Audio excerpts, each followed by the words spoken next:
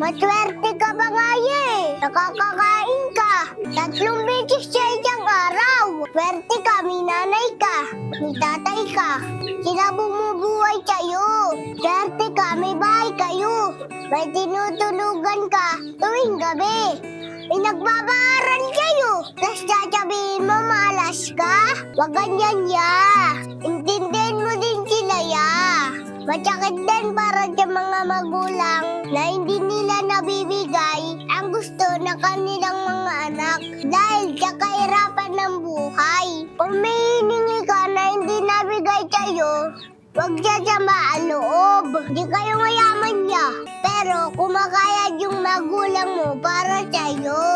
Para mapakain ka, para mapaaral ka. Wag puro reklamo sa buhay Hindi lahat ng tao may pamilya. At hindi lahat ng meron ka, meron yung iba. Makontento ka nga Isipin mo din ang pagod at sakripisyo ng magulang mo. Hindi sa lahat ng oras andyan sila Hindi lahat ng gusto mo mabibigay nila. Needs overruns, Kuya Dongdong. At magpasalamat ka sa Diyos dahil binigyan ka niya ng kumpleto ng pamilya. Yun lang, panalo ka na